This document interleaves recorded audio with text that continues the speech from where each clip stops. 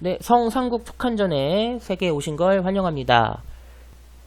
성삼국 촉한전은 중국에서 만든, 그러니까 중국 네티즌들이 만든 중국 모드고요. 아마 성삼국 촉한전과 관련한 전투 공략 영상이나 스토리 해설은 유튜브에 없어요. 제가 처음일 겁니다. 우리나라에도 이제 많은 제작자분들이 조조전 모드를 제작을 하고 계시고 굉장히 재미있고 훌륭한 모드들이 많아요. 그런데 그런 모드 관련 영상은 이미 유튜브에 너무 많고 또 이런 걸 전문적으로 하시는 유튜버들이 몇 분 계셔서 저도 이제 조조전 모드를 즐겨하는 그 조조전 모드의 열성 유저인데 나는 뭘로 하지 고민을 하다가 요 성삼국 촉한전을 선택을 하게 됐습니다. 또 나름의 이유가 있는 게 요 성삼국 촉한전이 스토리가 굉장히 방대하고 굉장히 재미가 있어요. 이게 이제 연의를 바탕으로 하는 거고요. 일단 삼국지 연의를 바탕으로 하는 건데 이제 주인공이 유비입니다.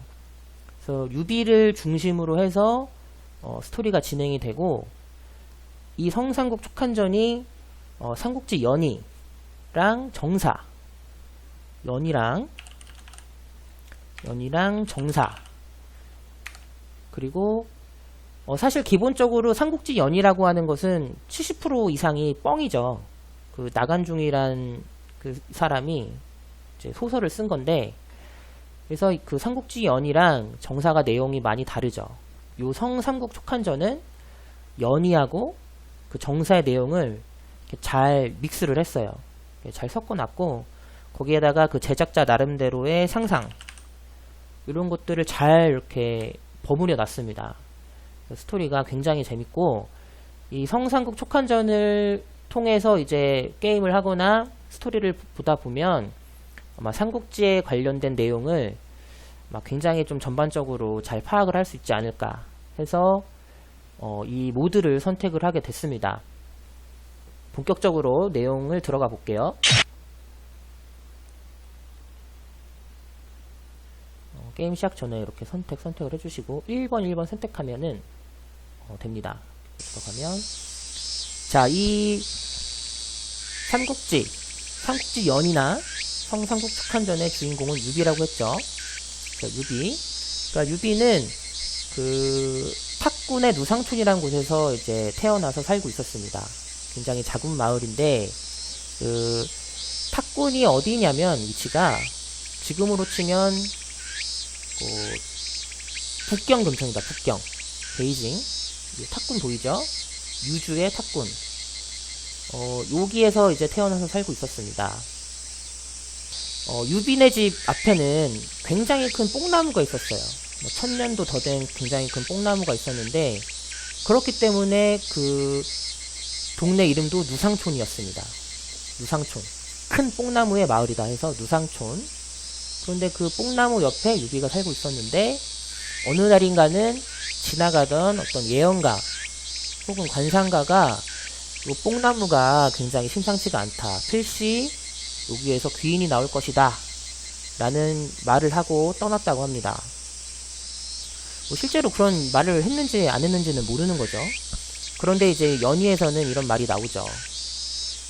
그래서 이제 연의는 어쨌든 소설이니까 유비가 나중에 큰 인물이 될 것이다. 라는 어떤 소설적 독선을 깔아 놓은 것이라고 보면 되겠습니다. 실제로 이런 말을 했을 수도 있는 거죠. 근데 어쨌든 유비랑 그 유비의 친구, 어릴 적 친구가 이제 서로 이야기를 하고 있는 거예요. 그 뽕나무를 보면서 어림에도 불구하고 야망이 커서 그 유비의 친구는 이렇게 큰 망루를 세워서 천하를 내려다보겠다 이런 얘기를 하고 얘는 뽕나무 나무 위에 있는 요 이파리들처럼 큰 해가리개가 달린 마차를 타는 천자가 되겠다 이런 얘기를 하고 있는데 이제 유비의 삼촌이 와서 혼내요.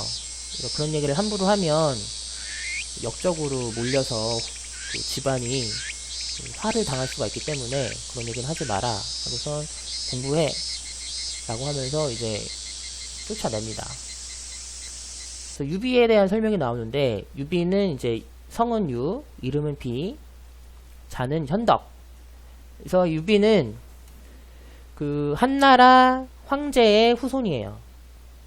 경제인가요? 경제의 후손의 후손인데, 그러니까 한나라 그 황제의 핏줄입니다. 예, 그걸 그 유비 본인도 굉장히 잘 알고 있고, 그거에 대한 어떤 그 자부심이라든지 이런 것들이 상당했을 것 같아요. 어릴 때부터 막 이런 나는 황자가 되겠다 이런 얘기를 하는 거 보면, 그런 어릴 때부터 그런 자기가 이제 한나라의 황제의 핏줄이라는 걸 굉장히 머릿속에 가슴속에 품고 살았고, 근데 이제 어릴 적에 아빠를 여의고 홀어머니랑 같이 삽니다. 네, 그래서 보통은 굉장히 그 유비가 찢어지게 가난하게 살았다라고 나오는데, 사실은 그렇게 가난하진 않았고, 그러니까 유비의 조상들, 할아버지, 아버지 이런 분들이 요 탁군에서 이제 관리를 했던 사람들이기 때문에 그렇게 뭐 가난하진 않았어요. 그래서 그 당대 최고의 어떤 그 학자인 노식, 다음에 또 나오는데, 노식이란 사람한테도 가서 유학을 해서 공부도 합니다. 그래서 뭐 그렇게 막 찢어지게 가난하거나 이런 건 아니었고, 그런데 이제 집안은 몰락한 상태예요. 왜냐면 이제 아빠도 일찍 돌아가시고 여러 가지 이유로 해서 집안은 몰락해서 이렇게 막 넉넉하진 않았지만, 그래도 이제 집안이 그동안 살아온 가닥이 있어서 뭐 유학도 하고 계속 살고 있었다. 이때 당시에 그 시대적 배경은 이제 한나라 후한, 한나라가 이제 전한 후한으로 나뉘는데, 뭐 중간에 반란이 일어나서 한번 이렇게 했다가 나중에 이제 또 한나라가 다시 세워져서 전한, 후한 이렇게 나뉘어요. 근데 지금 역사적 배경은 이제 후한 말기입니다. 후한 말기. 연도로 치면 근데 이제 유비가 161년인가 그때 태어나요. 그래서 유비가 본격적으로 황건적을 퇴치하는 게 한 20대 중반이니까 한 180년이라고 치죠. 180년도 이때부터 이제 시작하는 이야기로 보면 되는데, 우리나라로 치면 우리나라는 이때도 삼국시대였죠. 우리나라도 이제 삼국시대였고, 후한하고 이제 고구려하고 이제 국경이 맞닿아 있었기 때문에 고구려하고 후한도 막 전쟁도 하고 그러는 상황이에요. 이제 중국은 한나라, 후한이 이렇게 망해가는 시기. 그래서 이제 백성들도 굉장히 힘든 그런 상황입니다. 얼만큼 이 나라가 어지러웠냐면, 국가에서 대놓고 매관매직을 합니다. 매관매직. 매관매직이 뭐냐면 이제 그 관직을 사고 판다는 거죠. 국가에서. 그러니까 이때는 이제 그 후한 말기에는 그 환관들하고, 환관이라고 하면 그 내시들이랑 외척, 그러니까 황제의 그 부인 쪽 집안, 그 환관과 외척의 어떤 요 전횡, 그러니까 환관과 외척이 이제 정치에 개입을 하다 보니까 정치가 제대로 안 되고 나라가 막 어지러운 거예요. 나라가 기능을 잘 못하는 겁니다. 그래서 막 백성들이 어렵고 관리들은 부패하고, 그래서 관리들이 막 부패하다 보니까 뭐 백성들을 막 쥐어짜고, 그 와중에 이제 매관매직도 성행을 합니다. 그래서 이런 거예요. 어느 한 고을에 어떤 사람이 100냥을 주고 관직을 사서 부임을 합니다.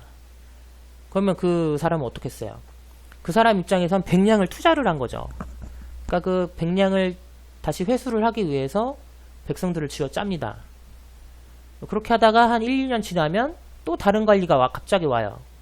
이 관직을 사기 위해서 150냥을 냈어.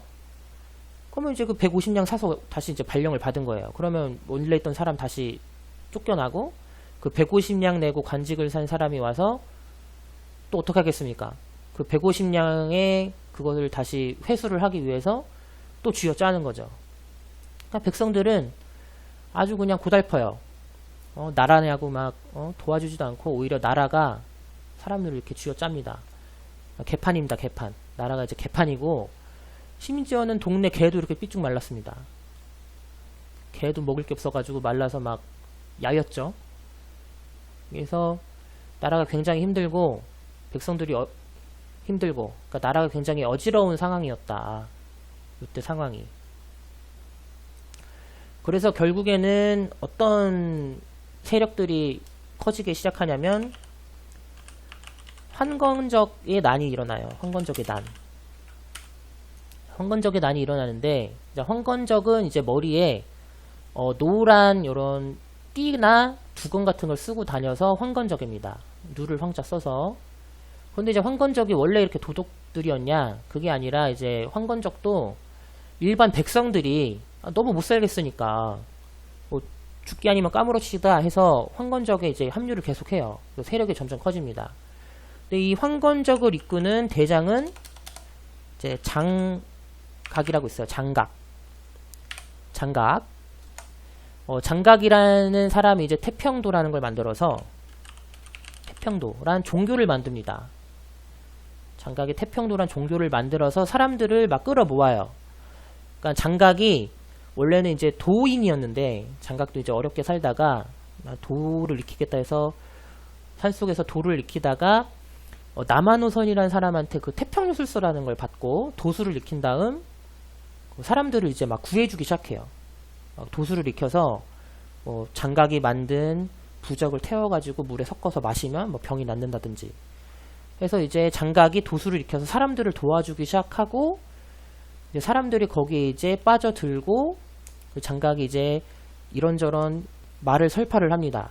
이 장각이 이제 태평도라는 어떤 교리 이런 거를 만들어서 사람들을 모으기 시작하고 그 태평도 교인들이 일반 백성들을 이렇게 포섭을 하고 백성들도 나라가 너무 어려우니까 힘들고 빠져드는 거예요. 태평도에. 계속 빠져들고 세력이 커지고 해서 결국에는 이렇게 황건적의 난이라는 농민들의 반란으로까지 커지게 됩니다. 이제 장각이 중심이 돼서 장각이 태평도를 만들고 또 태평도에 빠져든 백성들이 점점점 세력을 키우고 결국에는 황건적이란 난으로까지 발전이 됐다.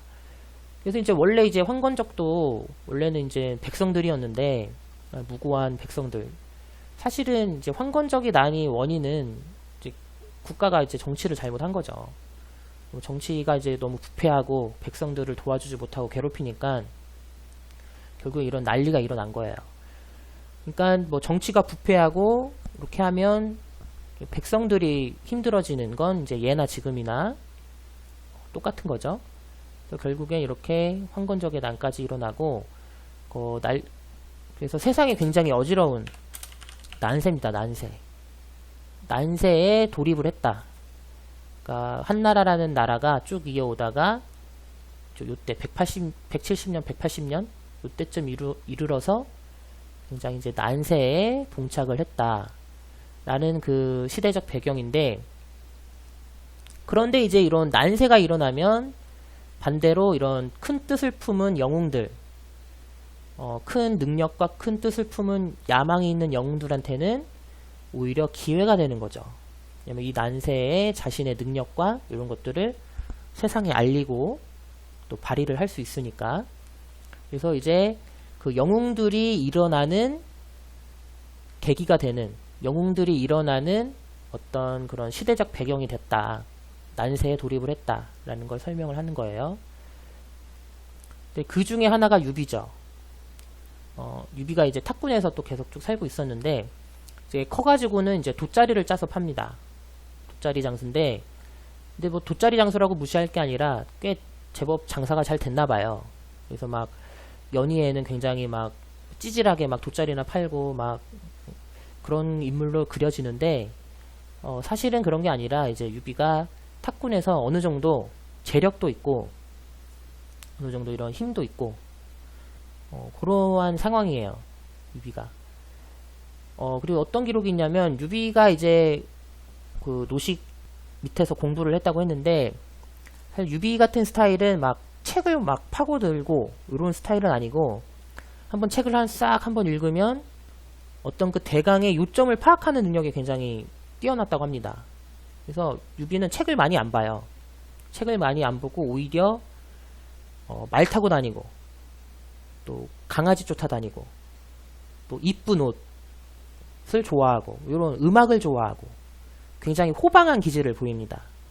유비가 굉장히 호방한 기질을 보이는 사나이인데, 그런데 이제 탁군에도 방이 붙어요. 탁군은 이제 아까 지도에서 보여줬듯이 유주에 있는 마을인데, 유주. 이제 후한의 그 행정구역은 이제 13개의 주로 나뉩니다. 13개의 주로 나뉘는데 그 중에 가장 북쪽에 위치한 유주,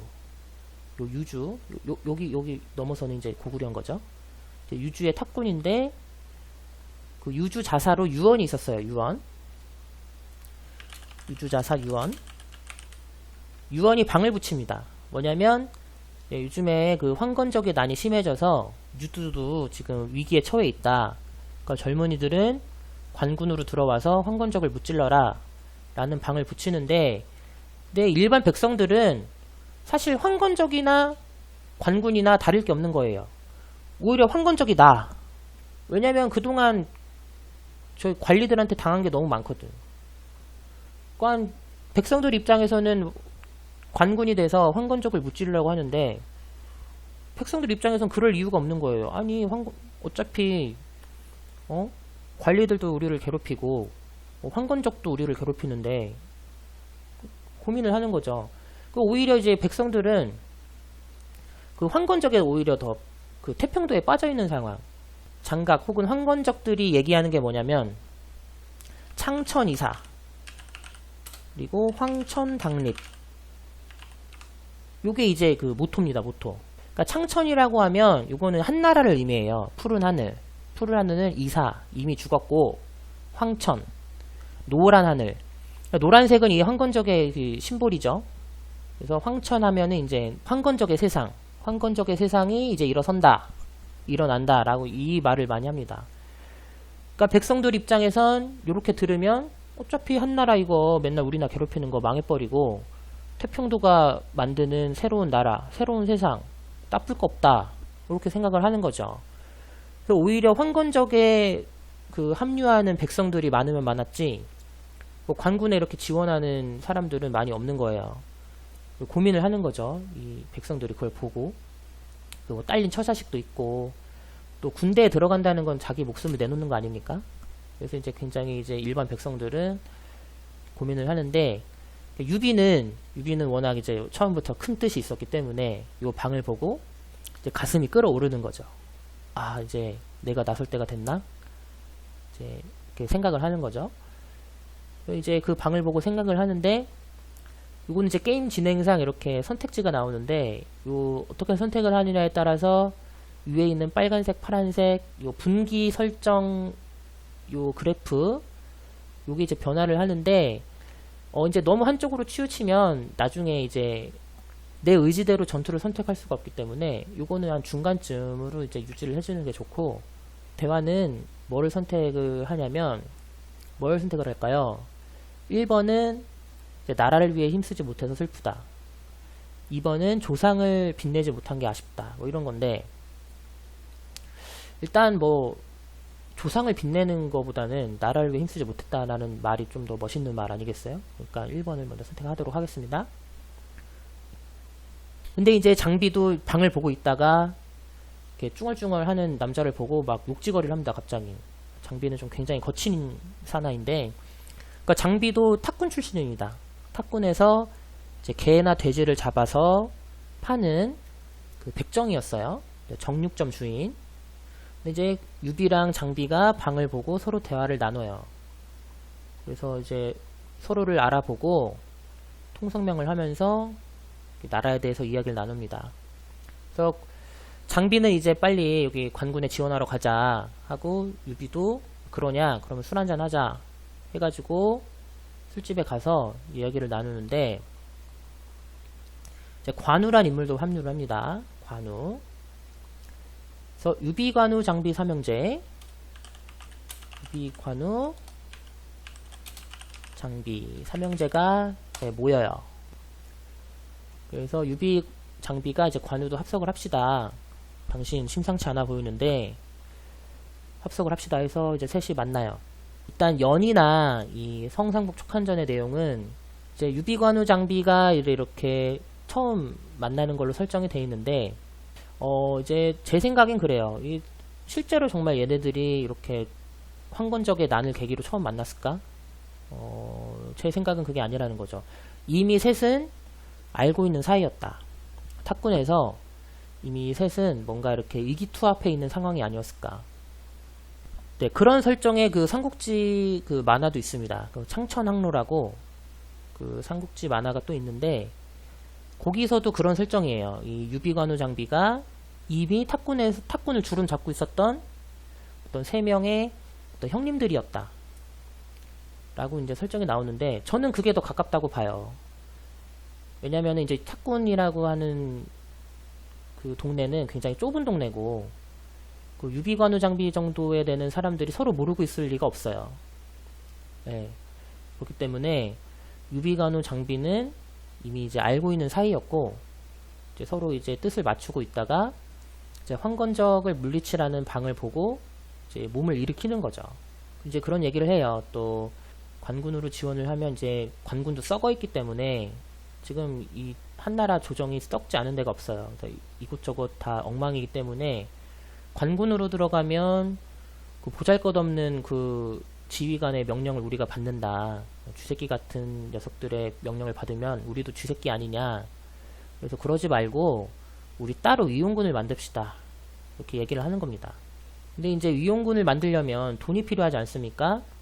그 군대를 만들려면 적지 않은 돈이 필요하기 때문에 근데 그게 고민인데 근데 장비가 자기 재산을 내놓는다고 해요. 내가 재산이 좀 있는데 그 재산을 가지고 그럼 우리 위용군을 만듭시다. 이렇게 합니다. 그래서 이제 나오는 게 그 유명한 도원결입니다. 도원결이. 복숭아 나무 아래서 형제가 되기로 맹세를 했네. 같은 날 태어나진 않았지만 같은 날 죽읍시다. 라는 그런 맹세를 합니다. 근데 이건 이제 정사에는 나오지 않는 장면이에요. 정사에는 나오지 않고 이제 연희에 나오는 장면인데 이제 역사적 사실은 아닙니다. 그렇다고 이 장면을 뺄 수가 없어요. 왜냐하면 너무 임팩트 있고 또 도원결이가 없으면 사실 이게 맛이 떨어지죠. 그래서 뭐 그리고 실제로 이렇게 이기투합을 했을 수도 있죠. 셋이서 황건적 처차로 나가기 전에 셋이서 이런 거 했을 수도 있지 않습니까? 술 한잔 서로 술 먹으면서 우리 잘해봅시다. 이렇게 했을 수도 있는 거니까 뭐 전혀 없는 얘기는 또 아닐 거예요. 네, 그리고 이제 이 유비관우장비 삼형제가 이제 위용군을 만들려고 하니까 동네에 있는 300명의 장정들이 따라옵니다. 네, 우리도 이제 같이 갑시다 하면서 따라요.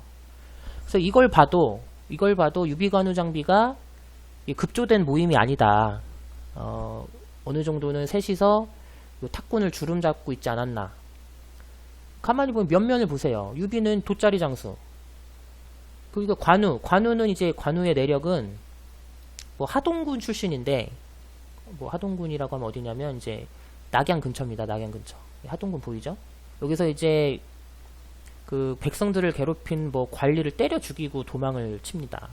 뭐 나쁘게 말하면 이제 살인을 하고 도망 다니는 도망자고 좋게 얘기하면 이제 의사고 그렇게 한데 하동군에서 뭐 때려 죽이고 여기 탁군까지 도망을 와요.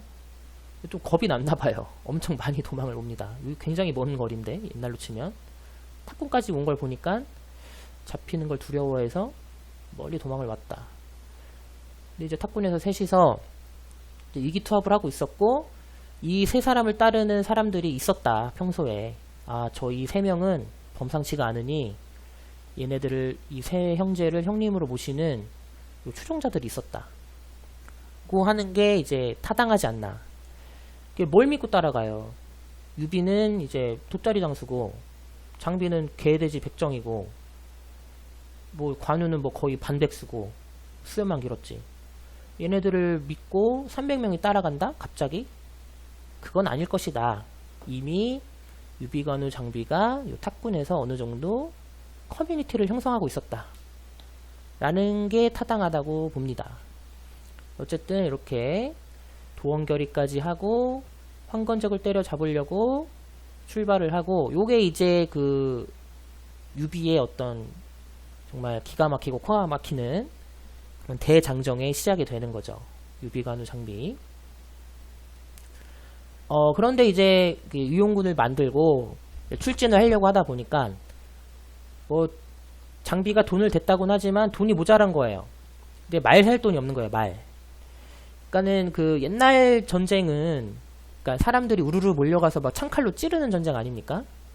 근데 이제 말이 없이 그냥 보병만 있으면 전투력이 굉장히 떨어집니다. 그래서 전투력과 기동력을 높이기 위해선 필수 요소가 말인데, 마침 그 말장수 2명이 유비를 찾아와서 말을 주고 떠나요. 2명의 이름이 소쌍하고 장세평. 소쌍하고 장세평이라는 말장수 2명이 유비한테 말 50피를 주고 후련히 떠납니다. 갑자기 운이 좋게. 그리고 그 후로 그 소쌍과 장세평은 더 이상 나타나지 않습니다. 그죠? 유비가 참 운도 좋아요. 그런데 이 장면도 제가 볼 때는 유비관우 장비가 말을 한 반협박으로 뺏은 거 아닌가. 이제 말장수가 지나가니까 이제 말이 없으니까 이제 유비가 장비 관우 이제 뒤에 세워놓고 말 좀 빌려주쇼 한 거죠. 근데 이제 소쌍이랑 장세평이 보니까 웬 짐승 같은 놈 둘이 뒤에서 칼을 들고 있어. 칼을 들고 꼬나봐. 유비는 웃으면서 말을 빌려달라고 그래. 이게 빌려달라는 걸까요? 아니면 그냥 달라는 걸까요? 네, 이제 상인들이 눈치가 빠르니까 아 이거 거부하면은 죽는구나 라고 해서 그냥 주고 가는 거죠. 뭐 장비랑 관우 같은 사람들이 뒤에서 칼 들고 노려보는데 누가 백입니까? 네, 그래서 아 그래요? 그러면 드릴게요. 아이고 열심히 하십시오 하고 이제 말 주고 도망을 간 거죠. 제 생각은 그렇습니다. 그래서 이제 당당하게 어느 정도 이제 군대를 만들고 유주자사 유원을 찾아가서 우리 위용군이니까 우리한테 명을 내리십시오 하고 찾아가는데, 근데 이 유주자사 유원도 황실의 종친입니다. 그놈의 황실의 종친은 어딜 가나 있어요. 이제 후한 말기 이제 몇백 년이 지나다 보니까 그 황실의 핏줄이 여기저기 다 이제 뻗어 나갔나 봅니다. 그래서 이 유주자사 유원도 황실의 종친, 유비도 황실의 종친. 그 이놈의 황실의 종친은 귀하지가 않아. 엄청 흔해. 그러니까 유비가 다니는 데마다 황실의 종친이 있어. 그리고 그 황실의 종친의 도움을 받아요. 어쨌든 유비한테는 굉장히 좋은 그런 스펙 중에 하나인데, 근데 이제 또 거병을 하자마자도 황실의 종친을 만나서 이 유원이 또 제안을 해요. 유비한테. 아, 너도 황실의 종친이냐? 그러면 내 조카가 되어라. 근데 유원이 딱 보니까 유비 말고 뒤에 관우 장비가 있죠? 아주 그냥 뭐 엄청 막 헤비급 챔피언 막 싸움 잘할 것 같은 둘을 막 갑자기 황실의 종친이라는 놈이 달고 오니까 유원은 굉장히 반가운 거죠. 아이고 이거 황건적 때문에 골치 아팠는데 저런 놈들 저 새 놈 갖다 쓰면은 굉장히 쏠쏠하겠다라는 생각을 해서 자, 내 조카가 돼 라고 제안을 하죠. 유비가 이제 대답을 하는데 어떻게 대답을 하든 뭐 결론은 똑같을 것 같은데요. 먼저 1번은 네 알겠습니다 하는 거고요. 2번은 이제 좀 거절한다 이런 건데, 네, 뭐 거절하죠. 뭐 자기가 날 언제부터 봤다고 갑자기 조카래, 그죠? 거절한다 를 누릅니다. 근데 거절을 해도 아유 왜 그래 너 엄마 내가 키워줄게. 속마음은 그거예요. 아 얘를 잘 키워서 한번 써먹어보자. 그래서 아니 왜 그러냐 너무 겸손 떨지마. 조카해. 그래서 아 알겠습니다 해서 조카가 돼요. 뭐 근데 뭐 유언은 중요한 인물은 아니고요. 그냥 스쳐 지나가는 인물이고. 그 다음에 옆에 추정도 있어요. 추정은 이제 그 유주의 그 장군인데 굉장히 무능력한 장군입니다. 그러니까 관군의 무능력을 보여주는 인물이죠. 그래서 별 중요하지 않은 인물이다. 관군의 무능력을 보여주는 용도로 쓰이는 추정 장군. 그래서 이제 결국 우여곡절 끝에 유용군을 만들어서 유비관우 장비가 유원을 찾아왔고, 유주 근처 그 대흥산이라는 곳에서 이제 황건적이 그 유주를 어지럽히고 있다. 그래서 그 대흥산에 가서 그 황건적을 토벌을 해라 라는 명령을 받고 이제 출진을 기다리고 있습니다. 출진 전에 이렇게 인물들끼리 대화도 나눠보고요.